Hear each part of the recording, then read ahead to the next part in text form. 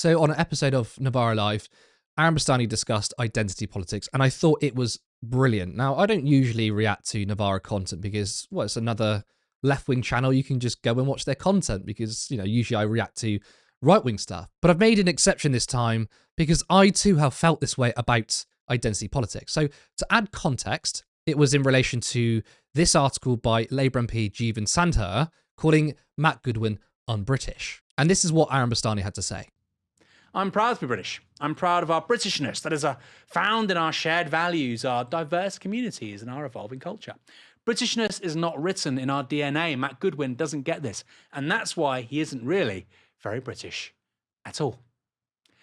So here's where things get stupid, and I think really counterproductive. It's one thing to say that Jeevan Sandher or me or Kieran are as British as Matt Goodwin. Legally and politically, entirely correct.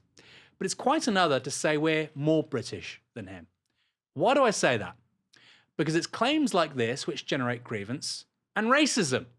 None of my grandparents were born on this island. I'm going to say to a person whose family here stretches back thousands of years, I'm more British than they are. Really? The same? Fine. But more? You think a white British person can go to Iran and maintain they're more Iranian than people whose families have been there for thousands of years because they can read Rumi? Because they can cook a mean gourmet sabzi? Because they like Greco-Roman wrestling? And if you make Britishness contingent on believing certain things, think for a minute about the implications that has for free speech and freedom of opinion. Don't support the monarchy? Well, you aren't really British. Want to scrap the House of Lords? The same. You support the right of people protesting in support of Palestine? Why do you hate this country so much? You might as well be a foreigner. Ultimately, it's a stupid series of talking points that only aggravates a sense of grievance and leads to reactionary political positions. And it got me thinking about the Green candidate in Gorton and Denton, Hannah Spencer. You had a ton of accounts over the weekend saying she wasn't really working class because she's posh. But she left school at 16. She is a plumber with Eon. But what these people said is that she's not really a plumber because she's a Green candidate. And I saw a bunch of accounts say that Hannah Spencer wasn't working class because she was a Green member. Now, I saw accounts say that you can only be a member of the working class if you're anti-immigration. That's ridiculous. Your political views do not change your position in society based on class. Now, I wrote about how, people don't understand class in this country. People think that Jeremy Clarkson is more in touch with the working class, or he's more working class than some uni student who's in precarious work because they've got blue hair and eats avocado on toast. Despite the fact that Jeremy Clarkson is a landowner, he's very, very wealthy, he's not working class, but because he drinks and he smokes and he's a bit rough around the edges or he gets his hands dirty. But, an avocado-eating woke person, despite the fact that they're in debt from uni and probably working part-time after uni, isn't a member of the working class? No, it's ridiculous because people don't have a perception of class. And I think that's where identity politics has got us, because the lack of class analysis means that both the left and right will make these utterly stupid claims. Saying you're more British will invite reactionary thought. And it does lead to racists to turn around and say, well, you know what? I'm sick of that. I'm white. Therefore, automatically, I'm more British than black and brown people. Now, before you say you're making excuses for these racists and putting the blame on others for what racists say, there's no excuse for it. I'm not saying there's an excuse to be racist, but that is what is happening. And that is one of the reasons why it's happening. And to be honest, I am adding a little bit of blame on the Liberals because they have engaged in identity politics with zero class analysis. And it's so toxic for this political debate. Look, I think saying, as a member of a certain community, or saying, as a brown person, I've experienced racism that a white person won't have, that's legitimate. That is logical. That is just a fact. What I hate, though, is you're white, or you're a man, therefore you don't get to have an opinion. And this is where Liberals have left us, with an inversion of identity politics from the right. Aaron Bastani makes an argument later on in the show that socialism is impossible if we continue this individualist idpol. Because how do you get collectivism when this is where the debate is at? And it's absolutely true. Because the entire point of socialist politics is about unity and bringing people together, largely based on class. It's not the only thing, but that's largely where it comes from. to try and take on the political and economic elite. And if we're having conversations about, well, you're white, you don't get to have an opinion, that doesn't particularly help. I know it's mostly liberals that do this, but I do think the left has fallen into the trap as well. The book by Ash Sarkar, Minority Rule, is a really, really good read. And when she initially released the book, there was massive backlash from the left. You had accounts attack her, say that, oh, this is Ash Sarkar's right-wing move. Oh, she's a class reductionist. There were people judging her without even reading the book or even watching the interview, which I think actually just plays into her point. But she makes an excellent point that none of us have escaped from neoliberalism. The left generally thinks, oh, you know what, we didn't drink the Kool-Aid of neoliberalism, it was only everybody else. We didn't get fooled by Thatcherism. Oh, no. The left absolutely got duped by neoliberalism, just in a different way. And Aaron once again makes this point, I think it's a very good phrase, the privatization of individual policy or the privatization of activism. That's what Ash Sarkar, in her book, she makes the point that instead of finding common grounds, working with people, yes, compromise, building coalitions, we've taken Thatcherism and individualism into our activism and said, do you know what? I'm the most virtue signaling person. I'm left-wing, holier than thou. That person isn't left-wing enough. Fuck them. I'm not going to work with them. Oh, it's about holding them accountable. What the fuck is that? I mean, it reminds me of an example when Brianna Ghey was murdered. She was under 16, so she was a child, for being trans. She was killed. She didn't get to live her life the way she wanted to because she was straight up murdered. And a lot of people were saying, say her name. There were many accounts who were like, oh, you can't say that. That's only reserved for the black community. And Ash Sarkar once again pointed that out. And I thought that was insane. A girl was killed because she was trans. She wanted to express the life she wanted to live. She was killed. And you've got some people saying, yeah, you can, mourn her and stand up for her, but only in this particular way. Don't use that phrase.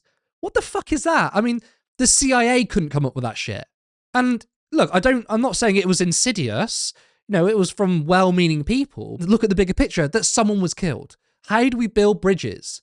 And it's especially good when you've got two very different communities who largely might not have the same experience. The black experience and the trans experience is probably very different. It's obviously similar in ways because they face prejudice, but it's very different. And it's good to see solidarity across the two. And that is where the toxic, individualist, I think, virtue signaling politics has got us. And the thing is, though, this article from Jeevan Sander is ironically doing exactly the same thing as Matt Goodwin. So Matt Goodwin said this a while back. So were all the 7/7 bombers. It takes more than a piece of paper to make somebody British. So Matt Goodwin says, you're not really British based on values. Sander also says, you're not really British based on values. And you basically have two people saying, if you disagree with me, you're not British. That is not the antidote.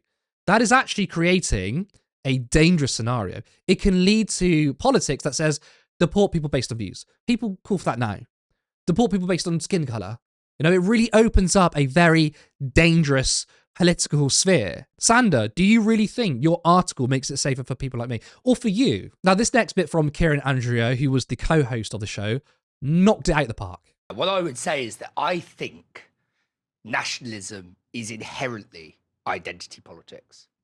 I think nationalism, nation states, or not nation states, nations, nationalism is an imagined community.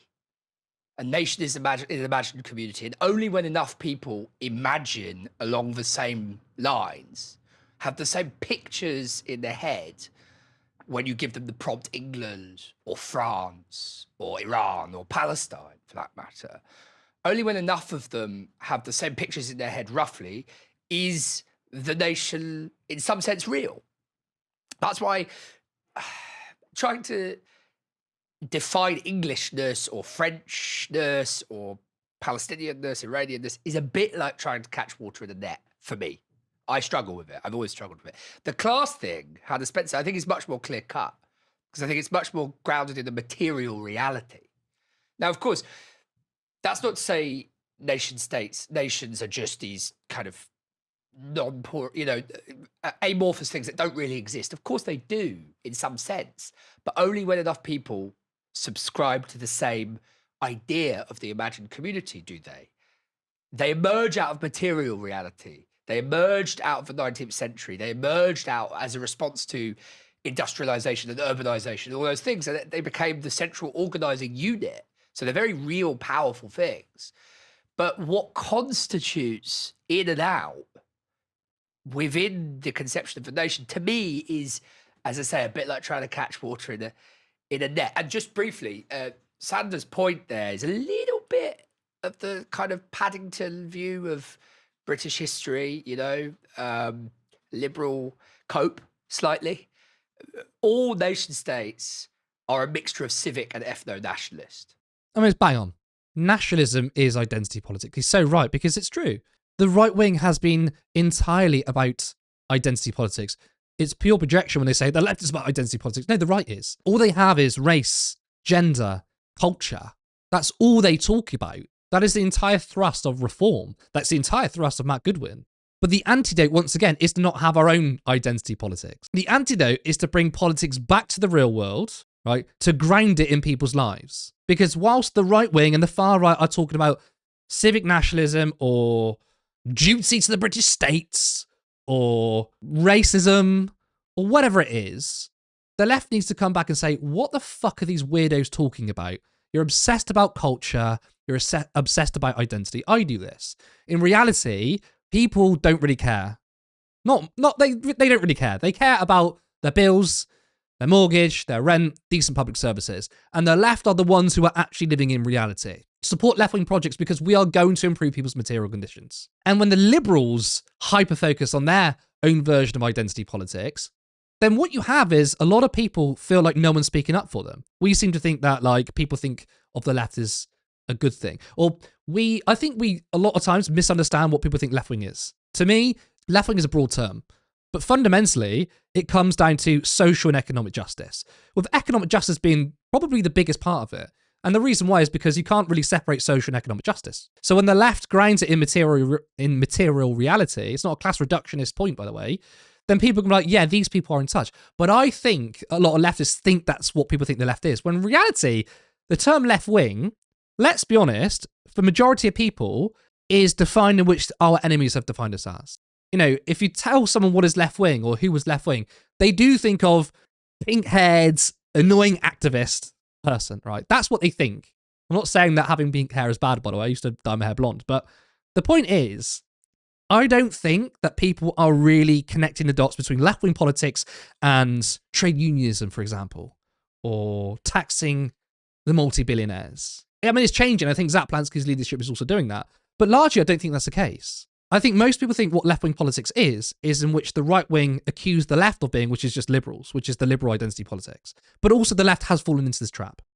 Kieran's point about liberal cope is really, really good, which is like, it's un-British. Look at the past. The past was so great in certain instances. It's the same way in which US Democrats will look at the Republicans and Trump and say, oh, it's so un-American. It's not fucking un-American. Like, it's very American. When people say, like, there's an attack on free speech, Americans, and again, like, liberal Americans would go, oh, it's so un-American. It's fucking not un-American. It's very, like, the core of what American is. It was built on racism. It was built on colonialism, right? And that is liberal cope when they try and point to states, particularly the British state, and say, these are the values of the British state. We need to uphold it, when the values of the British state are pretty bad. I do think the left needs to talk about this a lot more. And there might be people who are going to conflate this with, class reductionist politics, which is like, oh, so you don't care about social issues. I mean, that's not what I'm saying. These two things are so intertwined, you can't pull them apart. What I am saying, though, is we need to start falling for the liberal trap, which is to attack everyone on every single minute thing, on things which you feel like, okay, maybe that was a bit clumsy, with the excuse of, oh, we're just holding them to account. I mean, tweeting someone is not holding people to account. At the moment, if we're just going to play identity politics, the right wing will win every single time. That is how the right wing has operated through history. Even to go to the Nazis, what was their politics? It wasn't class. It wasn't economics. It was identity politics. It was, if you're Jewish, if you're trans, if you're gay, if you're disabled, if you're gypsy or Roma, we want to kill you, basically. Like, that is purely identity politics. And unfortunately, fascism is the most prominent ideology the world over. So by leaning into just liberal id pol, all you're doing is saying, The only terrain we can fight politics on is identity politics, and the right wing wins every single time. We need to be more broad-based in terms of bringing people together because, look, you can't take on the multimillionaires and the billionaires. You can't take on the fucking Palantirs of the world. You can't take on, let's be honest, the paedophile billionaire corporate elite if we're not even trying to build coalitions across the country. And there's, of course, red lines. I have my red lines. But I think if you agree with someone 8 out of 10 times and you disagree with them on one thing, it shouldn't be like, I'm not working with you because I disagree on that particular thing. Now, of course, again, there are exceptions, I think. And if I were to agree with someone on public ownership and taxes and inequality, and then they said, but I love Israel and genocide is fine, or there's no genocide happening, then yes, I'm going to be like, fuck you, because genocide is like the highest crime, the biggest crime someone could ever commit. That's different, but it's very rare that happens. But if someone says a clumsy phrase or what you perceive to be clumsy, if someone releases a book and you feel like, I don't quite agree with that, instead of jumping them and saying, oh, they're doing a right-wing shift.